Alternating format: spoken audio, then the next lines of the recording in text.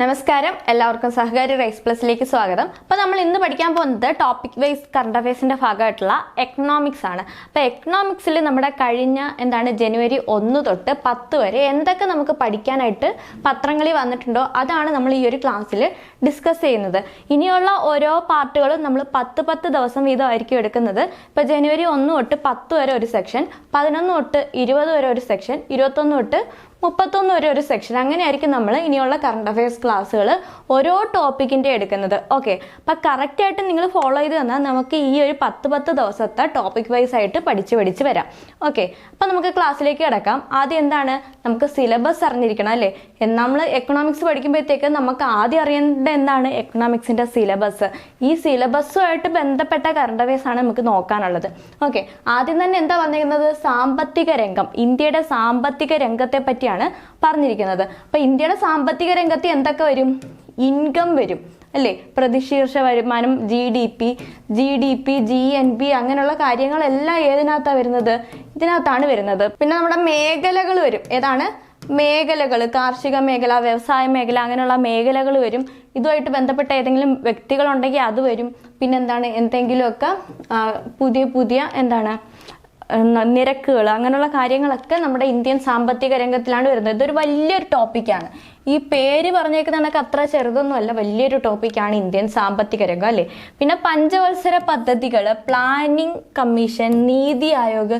ഈ നീതി ആയോഗ് കറണ്ട് അഫയേഴ്സിന്റെ വളരെ ഇമ്പോർട്ടന്റ് ഭാഗമാണ്. അപ്പോൾ ഇന്ത്യൻ സാമ്പത്തിക രംഗവും ഈ നീതി ആയോഗാണ് ഏറ്റവും കൂടുതൽ കറണ്ട് അഫയേഴ്സിൽ കയറി വരാൻ സാധ്യത. ഓക്കെ, പിന്നെ ധനകാര്യ സ്ഥാപനങ്ങളിൽ PSCക്ക് ഏറ്റവും ഇഷ്ടം ആരെയാണ്, RBI ആണ് ഇഷ്ടം, RBI.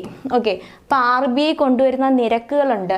എന്താണ്, CRR, SLR, അങ്ങനെയുള്ള നിരക്കുകൾ, അങ്ങനെ കൊണ്ടുവരുന്ന നിരക്കുകളൊക്കെ നമ്മൾ പഠിക്കേണ്ടതായിട്ട് വരും. ഓക്കെ, പിന്നെ എന്തെങ്കിലും പരിഷ്കാരങ്ങളോ എന്തെങ്കിലും സ്ഥാപനങ്ങളോ ഒക്കെ ഈ RBIയുടെ കീഴിൽ വരുന്ന എന്തെങ്കിലുമൊക്കെ ഉണ്ടെങ്കിൽ അതും നമ്മൾ കറണ്ട് അഫയേഴ്സിൽ പഠിക്കും. അടുത്ത പിന്നെ കാർഷിക വിളകൾ, ആ ഒരു മേഖലയിൽ വന്ന എന്തെങ്കിലും പുതിയ സങ്കര ഇനങ്ങൾ വന്നിട്ടുണ്ടോ, അങ്ങനെയുള്ള കാര്യങ്ങളൊക്കെ നമ്മൾ ഈ ഒരു കറണ്ട് അഫയേഴ്സിൽ ഉണ്ടെങ്കിൽ ചർച്ച ചെയ്യും. അടുത്ത ധാതുക്കൾ, മിനറൽസുമായിട്ട് ബന്ധപ്പെട്ട് വരുന്ന, വ്യവസായമായിട്ട് ബന്ധപ്പെട്ട് വരുന്ന കാര്യങ്ങളും നമ്മുടെ എക്കണോമിക്സിനകത്ത് വരുന്നതാണ്. അപ്പം നമ്മുടെ പത്രം എടുത്ത് നോക്കുമ്പോൾ പത്രത്തിൽ ഇതുമായിട്ട് ബന്ധപ്പെട്ട് വരുന്ന എല്ലാ കാര്യങ്ങളും നമ്മൾ എക്കണോമിക്സ് എന്ന് പറയുന്ന ടോപ്പിക്കിലാണ് ഉൾപ്പെടുത്തി പഠിക്കാൻ പോകുന്നത്. ഓക്കെ, അപ്പം നമുക്ക് നമ്മുടെ ഇന്നത്തെ ആദ്യത്തെ കറണ്ട് അഫയേഴ്സിലോട്ട് പോവാം. എന്താണ്, തെരഞ്ഞെടുപ്പിന് മുമ്പ് ഇന്ത്യൻ സമ്പദ് വ്യവസ്ഥ 4 ലക്ഷം കോടി ഡോളറിലെത്തും. അപ്പൊ ഇന്ത്യയുടെ സമ്പദ് വ്യവസ്ഥയെ പറ്റിയാണ് പറഞ്ഞിരിക്കുന്നത്, ഇന്ത്യയുടെ സമ്പദ് വ്യവസ്ഥ. അപ്പൊ നമ്മുടെ സാമ്പത്തിക രംഗം എന്ന് പറയുന്ന ടോപ്പിക്കിൽ വരുന്ന കറണ്ട് അഫയേഴ്സ് ആണിത്.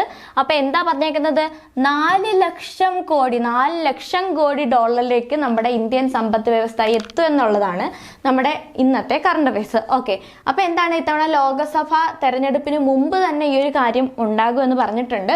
ആരാണ് പറഞ്ഞത്, പീയൂഷ് ഗോയലാണ് നമ്മുടെ കേന്ദ്രമന്ത്രി. ഓക്കെ, അപ്പൊ കേന്ദ്രമന്ത്രിയായിട്ടുള്ള പീയൂഷ് ഗോയല് ലോക്സഭാ തെരഞ്ഞെടുപ്പിന് മുന്നേ തന്നെ നമ്മുടെ ഇന്ത്യൻ സമ്പദ് വ്യവസ്ഥ 4 ലക്ഷം കോടി എത്തുമെന്ന് പ്രവചിച്ചിട്ടുണ്ട്. ഓക്കെ, അപ്പൊ ഇപ്പൊ നമ്മുടെ 2.5 വർഷം കൊണ്ട് 5 ലക്ഷം കോടി ഡോളറിന്റെ സമ്പദ് വ്യവസ്ഥ ആക്കണമെന്നാണ് അവര് ലക്ഷ്യം കൊള്ളുന്നത്. ഇപ്പം നമ്മുടെ ലോക്സഭാ ഇലക്ഷന് മുമ്പ് എത്രയാണ്, 4 ലക്ഷത്തിലോട്ട് എത്തും. ഇനി എന്താണ്, ഒരു 2.5 വർഷം കൊണ്ട് 5 ലക്ഷം കോടിയിലേക്ക് എത്തിക്കണമെന്നാണ് ഇവര് കണക്ക് കൂട്ടുന്നത്. ഓക്കെ, ഇനി അടുത്ത് പറഞ്ഞേക്കുന്നത് 2027 അങ്ങനെയാണെങ്കിൽ ലോകത്തിലെ ഏറ്റവും വലിയ 3ാമത്തെ സാമ്പത്തിക ശക്തിയായിട്ട് ഇന്ത്യ മാറും. അപ്പൊ ഈ പോയിന്റ് നിങ്ങൾ നോട്ട് ചെയ്ത് വെച്ചേക്കുക. 2027 ലോകത്തെ 3ാമത്തെ വലിയ സാമ്പത്തിക ശക്തിയാവാൻ നമ്മുടെ ഇന്ത്യ തയ്യാറെടുത്തുകൊണ്ടിരിക്കുകയാണ്. ഓക്കെ, ഈ കാര്യങ്ങൾ പറഞ്ഞത് ഏത് പരിപാടിയിൽ വെച്ചിട്ടാണ്, ആത്മനിർഭർ ഭാരത് ഉത്സവ് എന്ന പരിപാടിയിൽ വെച്ചിട്ടാണ് പീയൂഷ് ഗോയൽ പറഞ്ഞത്.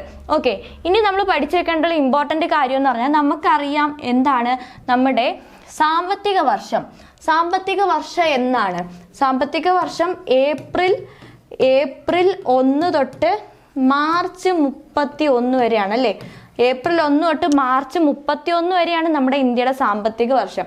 അങ്ങനെയാണെങ്കിൽ 2024 മാർച്ച് 31 അവസാനിക്കുന്ന ഈ സാമ്പത്തിക വർഷം ഇന്ത്യയുടെ സമ്പദ് വ്യവസ്ഥ എത്രയാണ്, 3.7 ലക്ഷം കോടിയാണ്. എത്രയാണ്, 3.7 ലക്ഷം കോടിയാണ്. ആ വാല്യൂ പഠിച്ചു വെച്ചേക്കാം. ഓക്കെ, അപ്പം നമ്മുടെ ഈ വർഷത്തെ ഈ 2023-24 ഏപ്രിൽ 1 തൊട്ട് മാർച്ച് 31 വരെയുള്ള കണക്ക് നോക്കുമ്പോഴത്തേക്ക് നമ്മുടെ ഈ അവസാനിക്കുന്ന സാമ്പത്തിക വർഷം ഇന്ത്യയുടെ സമ്പത്ത് വ്യവസ്ഥ എത്രയാണ്? 3.7 ലക്ഷം കോടി, അതായത് 3.7 ലക്ഷം കോടി ഡോളറാണ് എന്നാണ് ഔദ്യോഗിക കണക്കുകൾ പറയുന്നത്. ഔദ്യോഗിക കണക്കായതുകൊണ്ട് ഒന്ന് നോക്കി വെച്ചേക്കാം. ഓക്കെ അല്ലേ? ഇനി അടുത്ത അന്താരാഷ്ട്ര നാണ്യനിധിയുടെ ഒരു കണക്കുണ്ട്. അന്താരാഷ്ട്ര നാണ്യനിധിയുടെ ലോക സാമ്പത്തിക വീക്ഷണ റിപ്പോർട്ടിൽ 2026 ഇന്ത്യയുടെ GDP 4.95 ലക്ഷം കോടി ആകുമെന്നാണ് സൂചന. അപ്പൊ ഈ റിപ്പോർട്ടും കൂടെ നിങ്ങളൊന്ന് നോക്കി വെച്ചേക്കുക. എന്താണ്? അന്താരാഷ്ട്ര നാണ്യനിധിയാണ്, അന്താരാഷ്ട്ര നാണ്യനിധി IMF. ഓക്കെ, അപ്പൊ അന്താരാഷ്ട്ര നാണ്യനിധിയുടെ ലോക സാമ്പത്തിക വീക്ഷണ റിപ്പോർട്ടിൽ 2026 ഇന്ത്യയുടെ GDP എത്രയാവും എന്നാണ് പറഞ്ഞേക്കുന്നത്? 4.95 ലക്ഷം കോടി രൂപയാവും. ഓക്കെ, അപ്പൊ ഇത്രയും കാര്യങ്ങളാണ് നമുക്ക് ഈ പറയുന്ന പത്ര കട്ടിങ്സിൽ നിന്ന് പഠിക്കാനായിട്ടുള്ളത്. അപ്പൊ എന്തൊക്കെയാണ് നമ്മൾ പഠിച്ചത്? എന്താണ് ലോകസഭാ ഇലക്ഷന് മുന്നേ നമ്മുടെ ഇന്ത്യൻ സമ്പദ് വ്യവസ്ഥ അല്ലെങ്കിൽ ഇന്ത്യയുടെ സാമ്പത്തിക വ്യവസ്ഥ 4 ലക്ഷം കോടി ഡോളറിലേക്ക് എത്തും. അത് ഒന്നാമത്തെ ഫാക്റ്റ്. ആരാണ് പറഞ്ഞത്? പീയൂഷ് ഗോയൽ ആണ് പറഞ്ഞത്. 2.5 വർഷം കൊണ്ട് എത്ര ആക്കണമെന്നാണ് കരുതുന്നത്? 5 ലക്ഷത്തിലേക്ക് എത്തിക്കണമെന്നാണ് കരുതുന്നത് 2027ഓടെ. അങ്ങനെ 5 ലക്ഷത്തിലേക്ക് എത്തിയാൽ 2027ഓടെ ഇന്ത്യ ലോകത്തിലെ ഏറ്റവും വലിയ 3ാമത്തെ സാമ്പത്തിക ശക്തി, ഒന്നാമതൊന്നും പറഞ്ഞിട്ടില്ല, ഏറ്റവും വലിയ 3ാമത്തെ സാമ്പത്തിക ശക്തിയായിട്ട് നമ്മുടെ ഇന്ത്യ മാറും. ഓക്കെ, അപ്പൊ ഇത്രയും കാര്യങ്ങൾ നിങ്ങളൊന്ന് നോട്ട് ചെയ്ത് വെച്ചേക്കാം. അടുത്ത ന്യൂസ് എന്ന് പറഞ്ഞാൽ പൊതുമേഖലാ ബാങ്കുകളുടെ കിട്ടാക്കടം കുറയുന്നു എന്ന ന്യൂസാണ് അടുത്തതായിട്ട് നമുക്ക് നോക്കാനായിട്ട് ഉള്ളത്. അപ്പൊ എന്താ പറഞ്ഞേക്കുന്നത്? ഏറ്റവും അധികം നിഷ്ക്രിയ ആസ്തി ബാധ്യതയുള്ളത് ഏത് ബാങ്കിനാണ്? ഏതാണ്? സ്റ്റേറ്റ് ബാങ്ക് ഓഫ് ഇന്ത്യക്കാണ്. അപ്പൊ ഏറ്റവും അധികം നിഷ്ക്രിയ ആസ്തി ബാധ്യതയുള്ള ബാങ്ക് ഏതാണ്? സ്റ്റേറ്റ് ബാങ്ക് ഓഫ് ഇന്ത്യയാണ്. ഓക്കെ, 2ാം സ്ഥാനത്ത് ഏതാണ്? പഞ്ചാബ് നാഷണൽ ബാങ്ക് ആണ്. ഏതാണ്? പഞ്ചാബ് നാഷണൽ ബാങ്ക് ആണ്. അതൊന്ന് നോട്ട് ചെയ്ത് വെച്ചേക്കുക. അപ്പം കിട്ടാക്കടം അല്ലെങ്കിൽ ഏറ്റവും അധികം നിഷ്ക്രിയ ആസ്തി ബാധ്യതയുള്ള ബാങ്കാണ് സ്റ്റേറ്റ് ബാങ്ക് ഓഫ് ഇന്ത്യ. 2ാം സ്ഥാനം ആർക്കാണ്? 2ാം സ്ഥാനം പഞ്ചാബ് നാഷണൽ ബാങ്കിനാണ്. ഓക്കെ, ഇനി അടുത്ത നമുക്ക് നോക്കി വെക്കാനുള്ള കാര്യം എന്ന് പറഞ്ഞാൽ റിസർവ് ബാങ്കിന് കീഴിൽ രൂപീകരിച്ച നാഷണൽ അസറ്റ് റീകൺസ്ട്രക്ഷൻ കമ്പനി. ഇതാണ് നാഷണൽ അസറ്റ് റീകൺസ്ട്രക്ഷൻ കമ്പനി. ഏതിൻ്റെ കീഴിലാണ്? റിസർവ് ബാങ്കിന്റെ കീഴിലാണ്. ഈ കമ്പനി വഴിയാണ് ഈ കിട്ടാക്കടം എല്ലാം തിരിച്ചു പിടിക്കുന്നത്. ഓക്കെ, ലേലം വിളിക്കുക, ആസ്തികളൊക്കെ കണ്ടുകെട്ടി ലേലം വിളിക്കുക തുടങ്ങിയ പരിപാടികളൊക്കെയാണ് ഇവർ ചെയ്യുന്നത്. അതെന്തോ ആയിക്കോട്ടെ, നിങ്ങൾ ഇതൊന്ന് നോക്കി വെച്ചേക്കാം. നാഷണൽ അസറ്റ് റീകൺസ്ട്രക്ഷൻ കമ്പനി ആരുടെ കീഴിൽ രൂപീകരിച്ചതാണ്? ആരുടെയാണ്? റിസർവ് ബാങ്ക് ഓഫ് ഇന്ത്യ ആണ്. അതൊന്ന് നോക്കി വെച്ചേക്കാം. അപ്പം നമ്മൾ എന്താ പറഞ്ഞത്? നമുക്ക് കിട്ടാക്കടം ഉണ്ടല്ലേ? കിട്ടാക്കടത്തിന്റെ കാര്യത്തിൽ ഏറ്റവും മുന്നിൽ ആരാണ്? ഏറ്റവും മുന്നിൽ ഏറ്റവും കൂടുതൽ ആസ്തി ബാധ്യതയുള്ള ആർക്കാണ്? State bank of ഇന്ത്യക്കാണ്.